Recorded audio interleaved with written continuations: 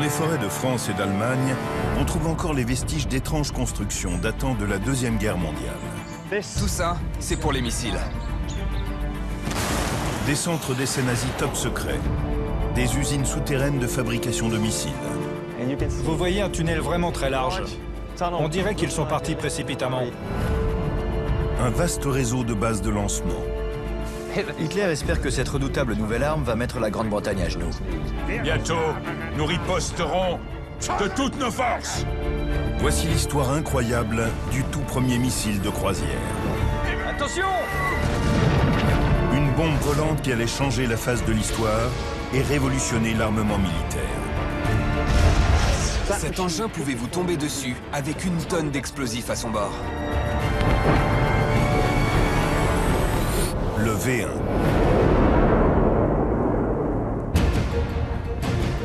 Les plus grandes constructions de la Deuxième Guerre mondiale, qui devaient assurer la suprématie d'Hitler, ne sont plus aujourd'hui que les vestiges de l'ambition d'un fanatique.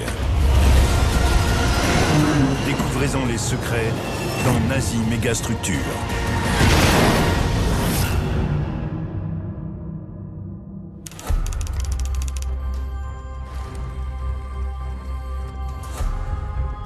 Nous sommes le 13 juin 1944, une semaine après le débarquement. Le colonel Max Wartel s'apprête à lancer la nouvelle arme secrète des nazis, le missile V1.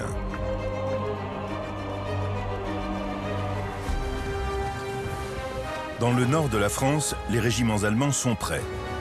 Parmi eux se trouve le très jeune aviateur Joseph Hesser. Son unité, comme 54 autres, est prête à envoyer ses bombes volantes vers Londres. Hitler compte sur eux pour inverser le cours de la guerre.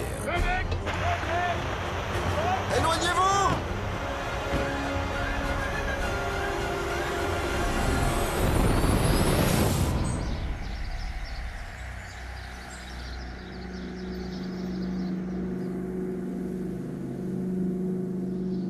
De nos jours, les vestiges du programme V1 jonchent encore les campagnes françaises.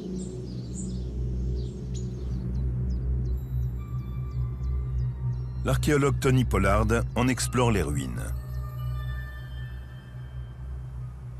C'est sur des rails en fer posés sur ces socles que les missiles V1 étaient tirés. Ils décollaient là-bas quand la combustion se faisait dans le moteur.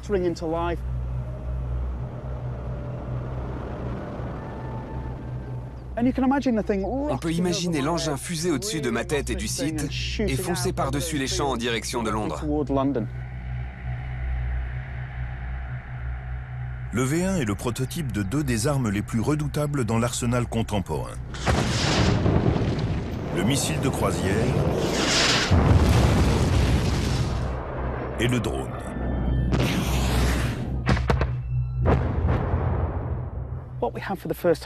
Pour la première fois de l'histoire militaire, une nation est capable de lancer des missiles très longue distance sur un autre pays sans encourir aucun risque.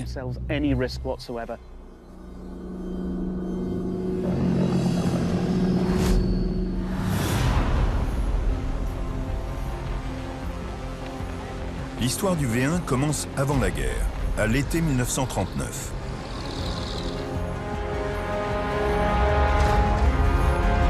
Hitler est au pouvoir depuis 6 ans et met tout en œuvre pour favoriser l'expansion du Troisième Reich.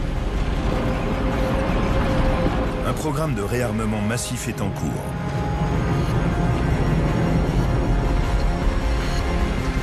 Hitler a pour objectif de révolutionner la technologie militaire.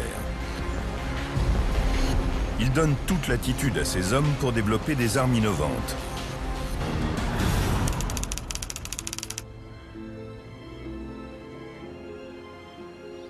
À Berlin, la Luftwaffe se tourne vers les découvertes d'un ingénieur excentrique, Fritz Goslau. Il travaille au concept révolutionnaire d'avions sans pilote.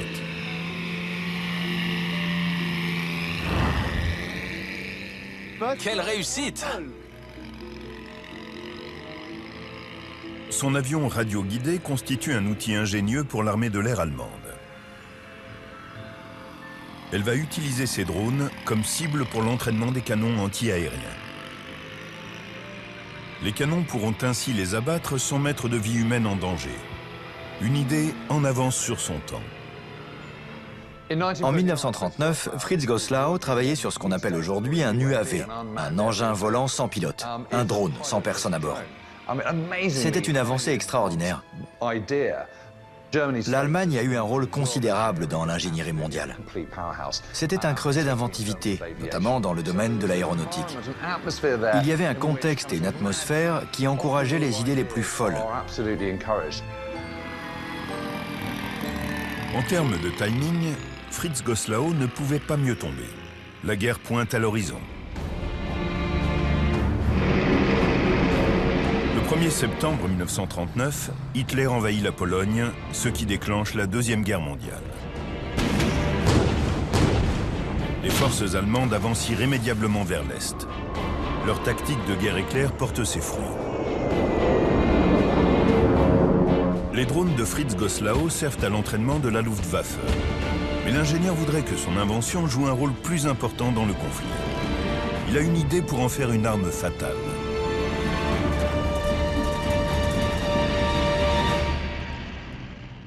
Il comprend qu'il tient là un concept ingénieux.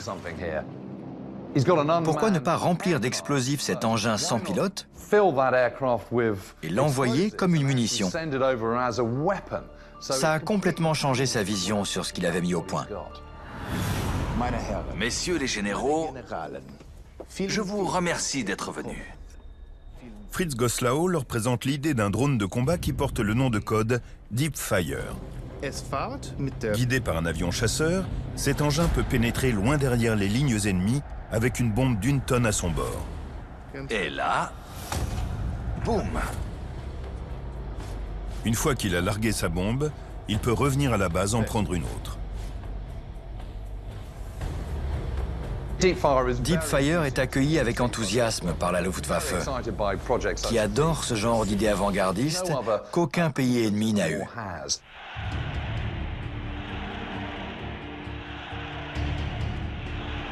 Le 9 février 1940, Hitler publie un décret.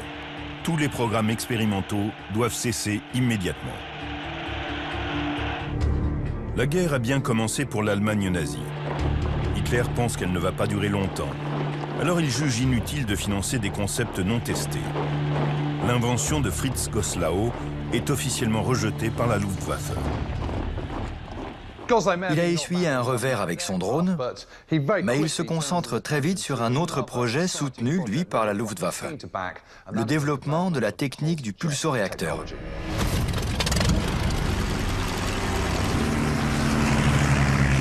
Les avions sont essentiels à la machine de guerre nazie, mais leurs moteurs à piston coûtent cher et sont longs à construire.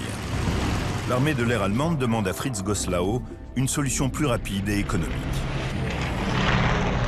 Il travaille justement au pulsoréacteur.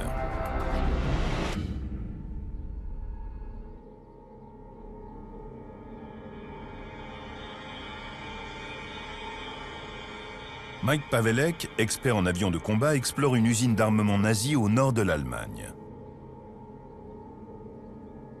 On peut encore y voir les vestiges des inventions de la société de moteurs Argus, où travaille Fritz Goslau. C'est génial. C'est l'ancien avion à pulsoréacteur. Il n'a l'air de rien, là. Il est tout rouillé et abîmé. Mais en 1939, c'était de la haute technologie. Le principe de cet avion de chasse, c'est de mélanger de l'essence à de l'air pour créer une propulsion. L'essence est injectée dans un compartiment sphérique. Là, elle se mélange à l'air et entre en combustion. L'explosion qui en résulte crée un jet de gaz chaud. Quand ils sont expulsés par la tuyère d'échappement, ils génèrent la poussée nécessaire pour faire décoller l'avion. Le pulsoréacteur de la société Argus était très intéressant pour deux raisons. D'abord, il était extrêmement puissant. Ensuite, il était très peu cher et facile à construire. Le pulsoréacteur représente un tournant technologique dans l'histoire de l'aviation militaire. En avril 1941, Fritz Goslau a mis au point un pulsoréacteur. Mais son prototype a encore un défaut non négligeable. Il s'auto-détruit au bout de quelques heures et il est donc inutilisable dans un avion piloté. Mais l'inventeur pense qu'il serait parfait pour ses drones radiocommandés. La combinaison des deux pourrait donner vie à son rêve, une bombe volante. C'est avant tout un concepteur de moteurs pour Argus. Il lui manque le savoir-faire sur les cellules d'avion. Il a besoin de concilier les deux technologies. C'est comme ça qu'il pourra réaliser son rêve et fabriquer une bombe volante. Puis le sort s'en est mêlé en la personne d'un as du pilotage devenu ingénieur, Robert Lousser. Robert Lousser, qui était concepteur d'avions pour la société aéronautique Fitzeler, visite l'usine Argus. Et par le plus grand des hasards, il discute avec Fritz Goslau. Goslau lui parle de son projet de bombe volante. Monsieur Lousser, c'est un concept tout nouveau. Fritz Goslau lui fait un petit croquis du prototype de bombe volante qu'il a imaginé, avec 2 moteurs sur les ailes. Lousser fait « et si on faisait comme ça ?» et il place le moteur directement dans le fuselage. Un seul. Pourquoi ne pas essayer? C'est l'alliance d'un ingénieur aéronautique et d'un concepteur de moteur qui met vraiment le projet V1 sur les rails. Cette rencontre fortuite aboutira à l'élaboration des plans du V1 et à une collaboration professionnelle qui révolutionnera complètement la guerre.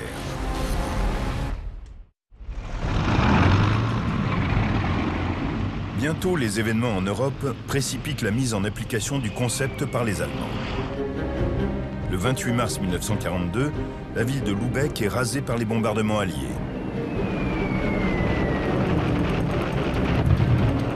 C'est la première ville d'Allemagne à subir les assauts de la RAF, qui choisit délibérément des cibles civiles. Plus d'1 millier d'Allemands sont blessés ou tués. Le bombardement de Lübeck, dont le cœur historique se retrouve complètement détruit, est un véritable choc pour l'état-major allemand. Hitler est furieux et exige une riposte immédiate. Il ordonne des frappes de rétorsion sur la Grande-Bretagne.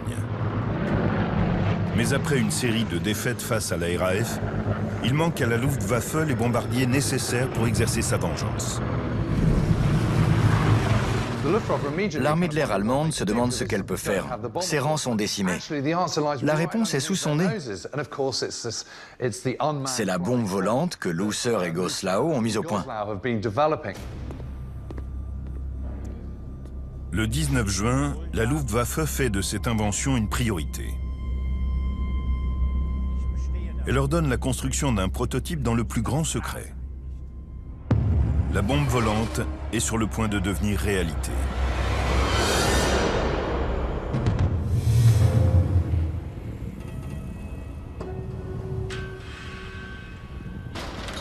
Août 1942.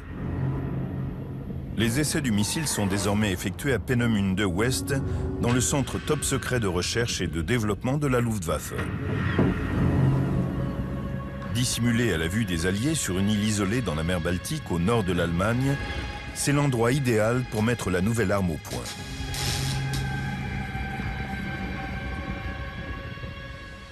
En 1932, le projet de missile V1 est déplacé ici, à Peenemünde.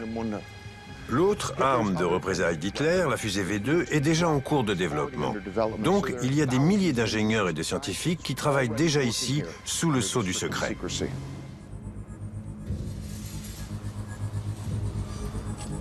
Fritz Goslau et Robert Lousser travaillent toujours sur un prototype de V1. Mais il y a un problème de taille. Comment lancer un missile volant sans pilote? L'équipe réfléchit à une rampe qui pourrait catapulter le missile dans les airs. Ça, c'est la plateforme de lancement. C'est intéressant de constater que le métal et le béton sont encore là autant d'années après. Ici, c'était le début de la rampe. Le dispositif final utilise un canon à vapeur. Une fois mis à feu, il est propulsé à travers un piston. Le V1 est fixé directement au canon. Le générateur de vapeur conçu pour produire une explosion de gaz à très haute pression termine l'installation. Ils allumaient le canon, ça générait de la vapeur, la catapulte propulsait le V1 au bout de la rampe et vers la Baltique. En moins d'une seconde, le piston propulse le V1 dans les airs à la vitesse prodigieuse de 400 km/h.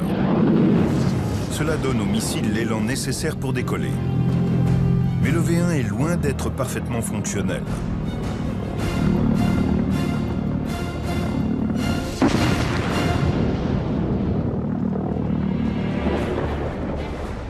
En janvier 1943, le vent a tourné et l'Allemagne nazie est en mauvaise posture.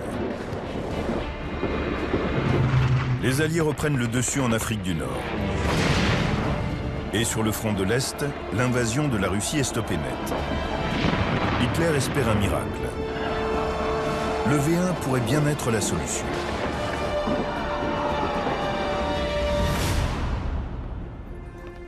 Les ingénieurs Goslau et Lusser sont persuadés que leur invention correspond exactement aux attentes du Führer.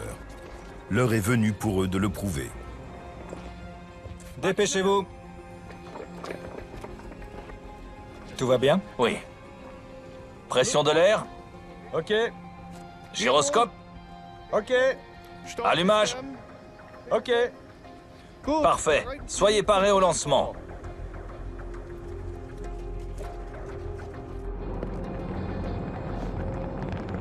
Hitler se rend en personne à Peenemünde 2 pour assister aux essais. La situation a mal tourné pour les Allemands. Alors il espère que cette redoutable nouvelle arme va mettre la Grande-Bretagne à genoux. Pour Goslau et Lusser, c'est l'occasion unique de présenter leur invention au Führer. 3, 2, 1, feu! Feu!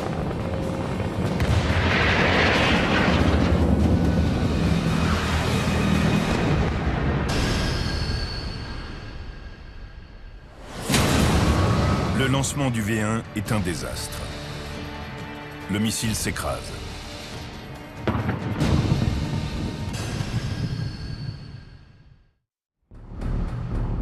La démonstration est un véritable échec. Mais Hitler a vraiment besoin de toute la technologie possible pour inverser la tendance. Il valide le concept du missile. Les ingénieurs doivent donc impérativement le rendre opérationnel, ce qui suppose de former des hommes à son maniement. Toutes les armes ont besoin d'hommes pour les manipuler. Alors un nouveau régiment est créé exprès pour fabriquer et utiliser la bombe volante. En juin 1943, des soldats de la Luftwaffe sont réquisitionnés pour rejoindre ce nouveau régiment secret. L'homme choisi pour les diriger n'est autre que Max Wartel, un colonel aguerri. Messieurs, vous avez une mission d'une importance capitale pour la patrie. Ce sera pour vous, glorieux soldats, un honneur de la mener à bien. Le colonel Max Wartel était un artificier de la Première Guerre mondiale, dur et sans pitié. Il s'était engagé dans la Luftwaffe en 1936 et il s'était taillé une solide réputation. C'était le choix idéal. Il était loyal, inflexible, on savait qu'il remplirait sa mission. Le régiment de Wartel était composé d'hommes venus de l'Allemagne tout entière. Des vétérans, des nouvelles recrues, des soldats qui avaient combattu sur le front de l'Ouest. Ils étaient tous réunis ici pour travailler sur le missile V1. Parmi eux se trouve un pilote de 18 ans, Joseph Esser. J'insiste bien sur le fait que la moindre entorse au serment de confidentialité que vous avez prêté se soldera par un séjour en camp de concentration ou par la mort.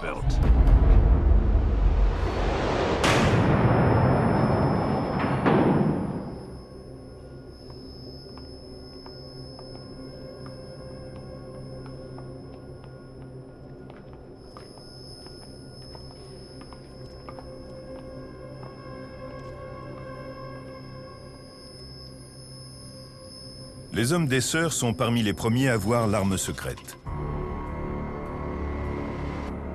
Esser raconte cet épisode dans son journal. On nous a autorisés à pénétrer à l'intérieur du centre de recherche top secret. Là, je l'ai vu. La machine qu'ils appelaient le V1. Je croyais qu'on devait le piloter. Mais on nous a dit que c'était un missile, une arme secrète de représailles.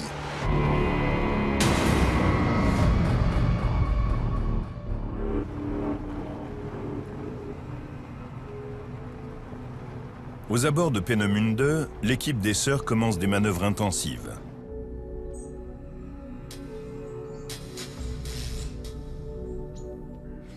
C'est dans cette forêt que le régiment de Wartel s'est entraîné. Pour cet armement de haute technologie, il fallait des professionnels formés et capables de les lancer. Sans les hommes, la machine n'était rien.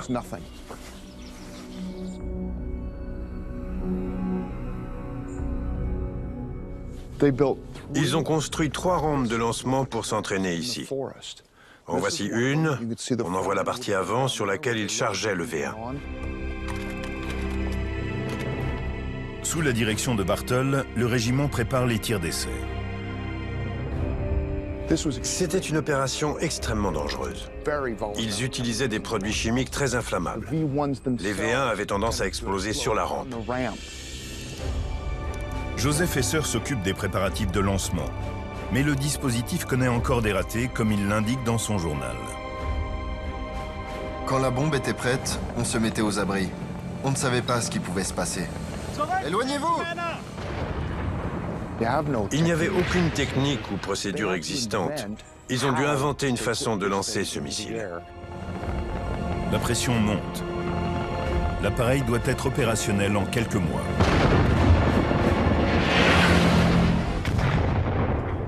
Hitler fonde de grands espoirs sur Max Bartel.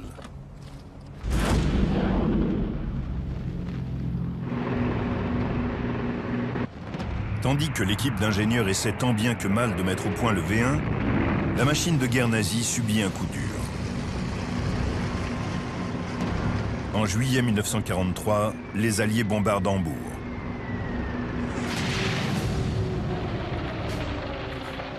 Pendant 3 nuits consécutives, plus de 3000 bombardiers ont touché Hambourg. C'est l'une des plus grandes villes allemandes. Sans oublier un port important, et son centre historique est entièrement détruit. Le raid fait plus de 50 000 morts côté allemand.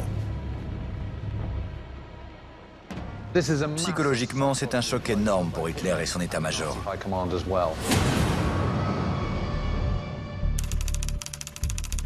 Il n'y a que par voie aérienne qu'ils réussissent à semer la terreur chez nous. Soyez-en sûrs, messieurs. Nous développons des moyens pour mettre un terme définitif à ces attaques. Bientôt, nous riposterons de toutes nos forces. C'est compris? Hitler compte sur Max Bartel, mais le V1 est loin d'être opérationnel. Malgré tout, il ordonne que 5000 de ces armes soient fabriquées d'ici la fin de l'année 1943.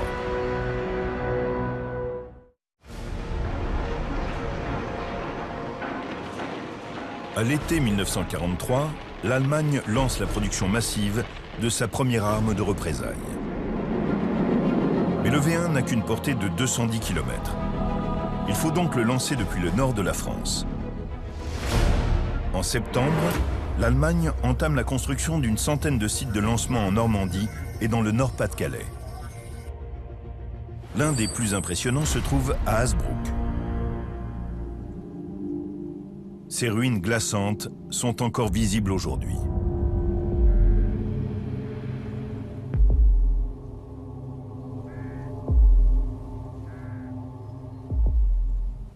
Tout ça, c'est pour les missiles. C'est le tout dernier rouage de l'opération, la rampe de lancement. On la voit clairement, c'est incroyable.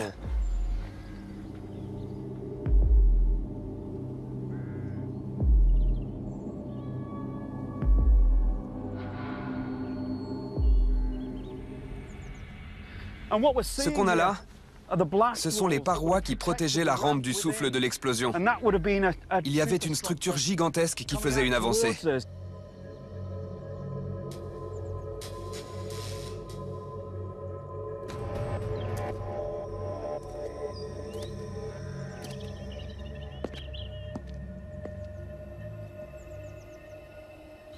L'important, c'est cette ligne de mire. C'est comme si on avait un fusil pointé sur Londres. On est sur une hauteur, on surplombe les alentours, mais on est juste à côté de la forêt. Les bâtiments annexes étaient dissimulés sous les arbres.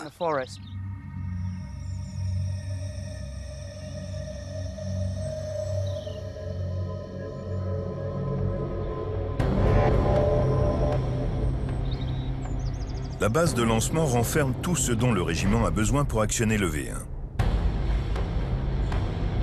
Il y a une vingtaine de structures en béton, dont des hangars pour stocker et assembler les missiles, des bunkers pour cacher les détonateurs et des blocos pour loger les 65 personnes chargées de la mission.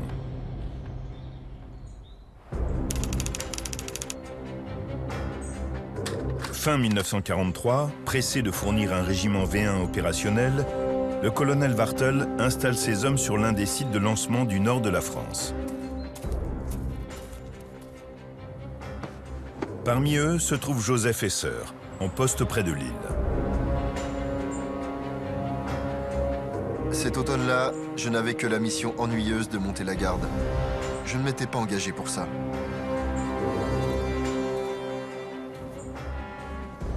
C'est sur un site de ce genre que Joseph Esser est arrivé. Tout le dispositif était prêt, mais c'était frustrant parce qu'il n'y avait pas de missiles. Ils n'avaient pas encore été livrés. Ensuite, une fois qu'ils ont commencé à arriver, il fallait les stocker dans ce bâtiment.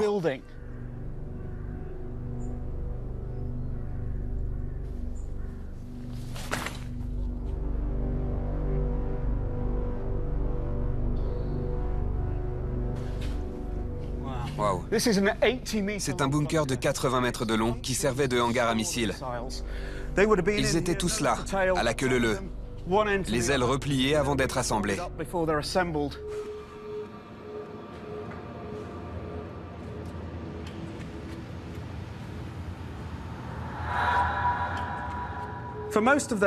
Sur toute la longueur, ce sont des boyaux tout droits, mais au bout, ils se courbent. C'est pour se protéger du souffle des explosions en cas de bombardement. Vu du ciel, on dirait des skis posés sur la tranche, d'où le surnom de site en forme de ski.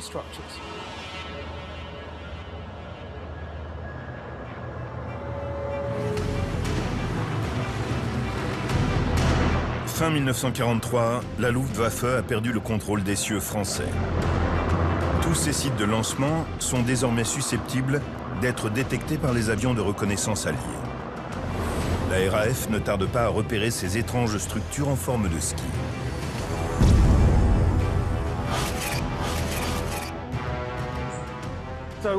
Il y a donc une faille énorme dans le projet nazi. Dès que les Alliés voient ces structures, ils savent que quelque chose d'inhabituel et de potentiellement dangereux se prépare. Les bunkers à la forme si particulière trahissent les emplacements des bases de lancement. Mais la confidentialité autour du projet de missile V1 empêche les Alliés de savoir à quoi les sites sont destinés. Il leur faudra une vue aérienne de la rampe de lancement de Peenemünde pour faire le lien. L'endroit où nous nous trouvons et cette photo sont très importants dans l'histoire du V1. Les Alliés ont pris plusieurs clichés de ce site et sur l'un d'entre eux, ils ont vu un missile sur la rampe de lancement et ils ont compris. Les V1 étaient pointés en direction de Londres. Les raids aériens alliés sur ces bases de lancement commencent. Le jeune Joseph Esser encourt maintenant un danger mortel.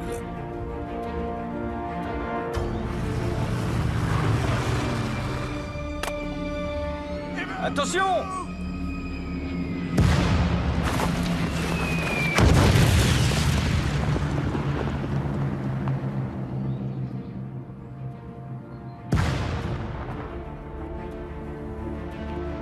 Les Alliés lâchent plus de 120 000 tonnes de bombes sur les sites V1.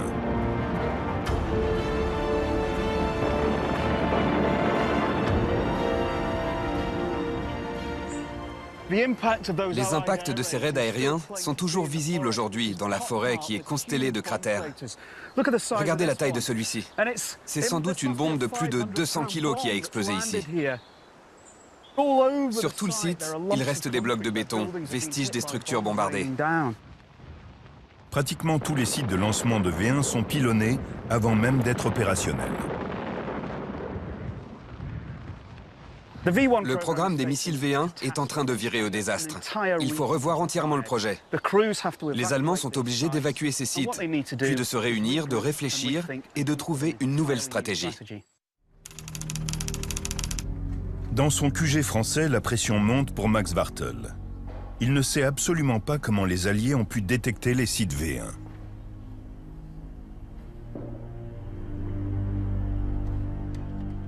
Il a compris que les missiles V1 n'étaient plus un secret, et il est persuadé que la résistance française épie ses moindres faits et gestes. Alors il adopte des mesures extrêmes. Max Wartel change de tactique. Il abandonne les premières bases de lancement et en fait construire d'autres plus petites et parfaitement dissimulées. Les vestiges de l'une d'entre elles sont enfouis dans la forêt de Saint-Rémy-aux-Bois.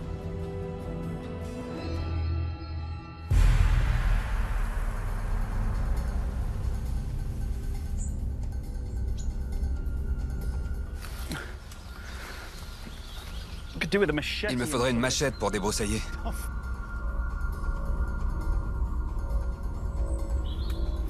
Un, 2, 3, 4. Peut-être plus par ici. Ça a l'air aligné dans la bonne direction. C'est l'extrémité de la rampe. Ces socles en béton, c'est tout ce qui reste de la rampe de lancement de V1 qui se trouvait là. Le nouveau site est constitué de 2 ou 3 structures permanentes, bien camouflées dans les sous-bois touffus.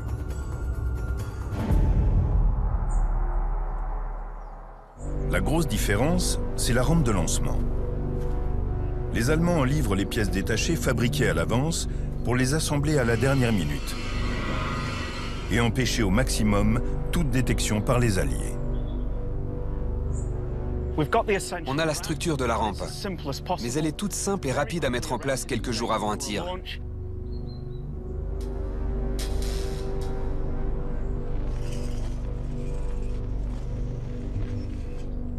Le reste du site est constitué d'éléments de petite taille dispersés. Il leur fallait des espaces de stockage, mais ce ne sont plus des hangars énormes qui pouvaient contenir une dizaine de missiles à la fois. Ça ressemble plus à une batterie d'artillerie mobile.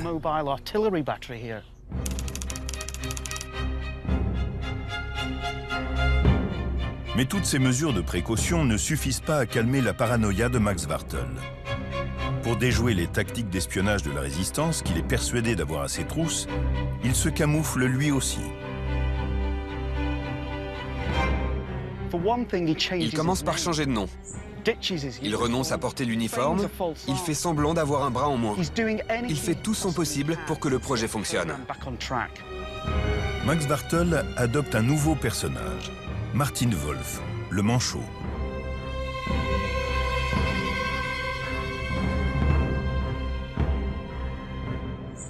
Sur ce coup-là, je trouve que les Allemands ont joué finement. Ils ont eu une réaction intelligente face à une situation qui leur était très défavorable. Il ne leur reste plus qu'à cacher les missiles V1.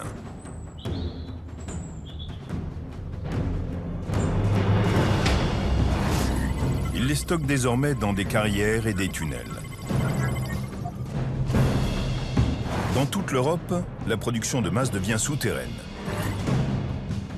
Dans l'est de la France, à Tiercelet, les nazis convertissent une mine de fer en une usine de V1 top secrète.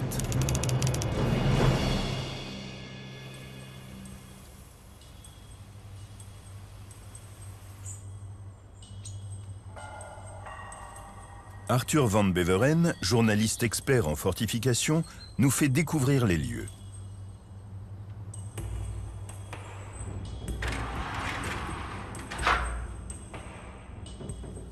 Waouh, regardez ça. C'est spacieux. Il fallait que les wagonnets puissent passer. Il y a des câbles sur les parois. Des grandes portes en fer qui mènent au tunnel. À l'origine, la mine faisait 220 000 mètres carrés. Et les Allemands en ont utilisé 60 000 pour leur usine de V1. Vous voyez un tunnel vraiment très large. Il fait près de 7 mètres de haut. Et il a été élargi par les Allemands pour pouvoir faire passer des trains, des camions et les missiles eux-mêmes. Avant que la production de V1 ne puisse commencer, il a fallu élargir et consolider les conduits miniers. Les travaux sont effectués par des prisonniers.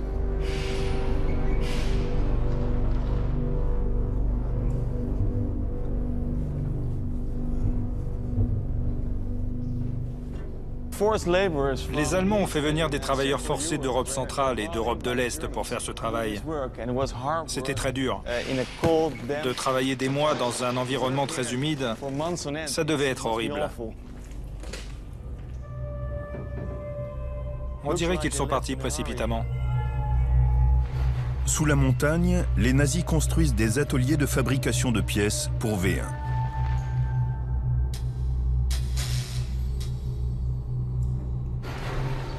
Ils installent des postes de perçage, de pressage et de soudure. Et la fabrication commence.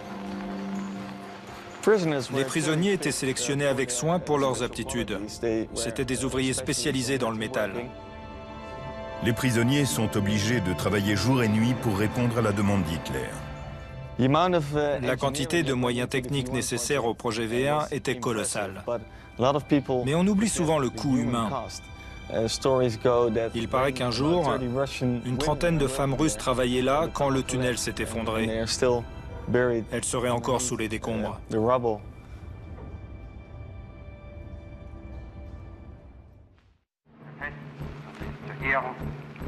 En mai 1944, Hitler est enfin satisfait. Tout est prêt pour une frappe dirigée vers la Grande-Bretagne. Le régiment d'Esseur est en position. Il attend les ordres de Bartel pour tirer. L'opération aura pour nom de code Eisbär, ours polaire en allemand. Les V1 sont prêts, mais les Alliés frappent les premiers. Ils prennent les Allemands totalement de court en débarquant sur les plages normandes.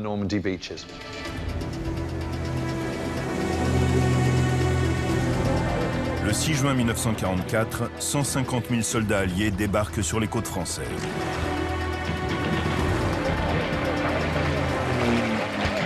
Hitler doit contre-attaquer de façon décisive. Il est temps pour Wartol de tomber le masque.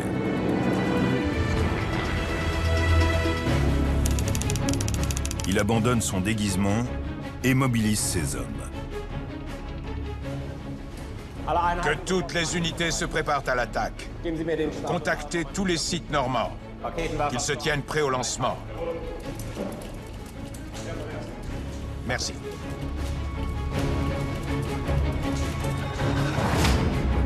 Les rampes de lancement arrivent de partout.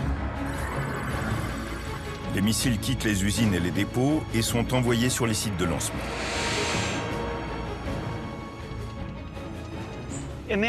Dans les heures qui précédaient les tirs, on s'activait comme dans une ruche. Il y avait des hommes partout.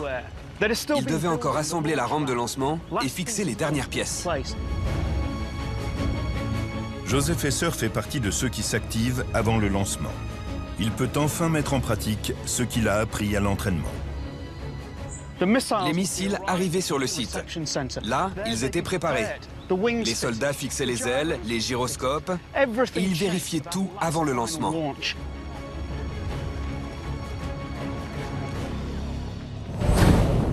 Le 12 juin 1944, 6 jours après le débarquement, Max Wartol est prêt. Après plusieurs mois d'attente, l'heure est venue pour nous de tirer nos missiles.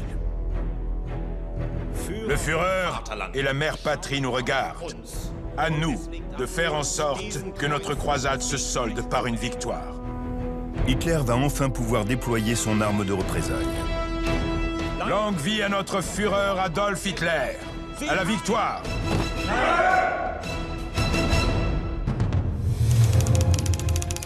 Les équipes chargées des tirs de V1 sont prêtes à initier le bombardement aérien de Londres.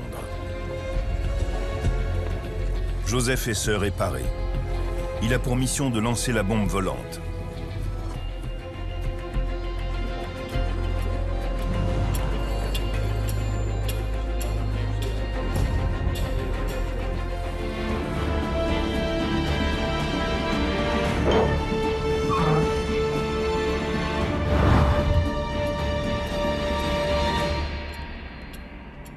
À 4 heures du matin, le colonel Wartel donne l'ordre.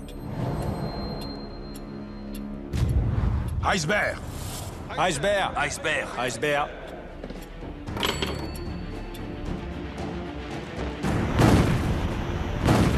Éloignez-vous!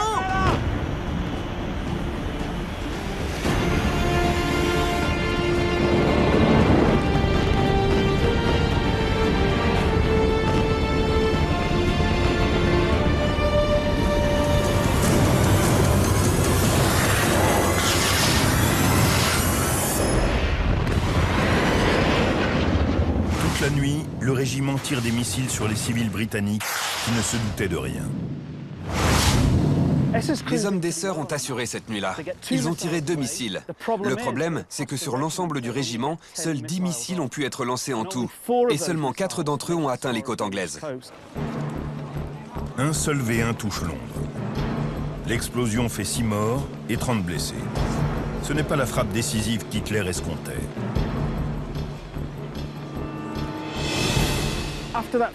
Après cette première salve décevante, le régiment se ressaisit. Et les 15 et 16 juin, soit quelques jours plus tard, ils tirent 244 missiles, dont 73 arrivent jusqu'à Londres et causent des dégâts énormes. C'est ce qu'Hitler voulait. Le grondement des avions à pulso-réacteurs de Goslar annonce l'arrivée d'un missile V1. À l'approche de Londres, il entame sa descente en piqué. Cela coupe l'arrivée du carburant vers le moteur, et le missile peut alors tomber dans un silence impressionnant. C'est quand le moteur se coupait qu'on sentait le danger arriver. À ce moment-là, l'engin était en chute libre, et il pouvait vous tomber dessus avec une tonne d'explosifs à son bord.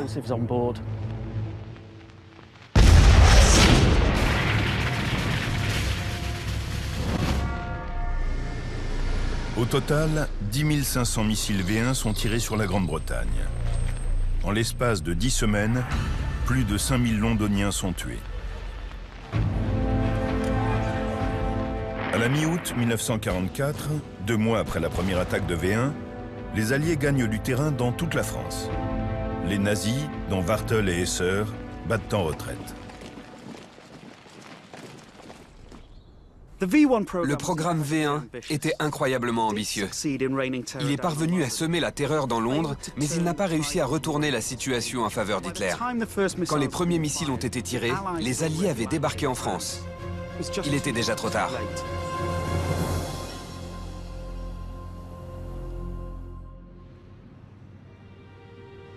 Après la guerre, l'aviateur Joseph Hesser est retourné en Allemagne pour mener une vie tranquille dans un village au bord du Rhin. Le colonel Max Wartel est devenu directeur de l'aéroport de Hambourg. Robert Lousser et Fritz Goslar ont tous deux poursuivi leur carrière d'ingénieur. Goslar a développé des motos, tandis que Lousser a conçu des skis.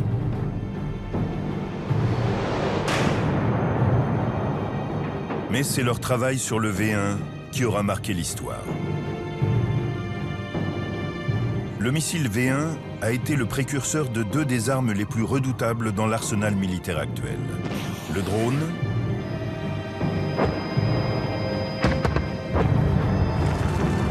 et le missile de croisière téléguidé.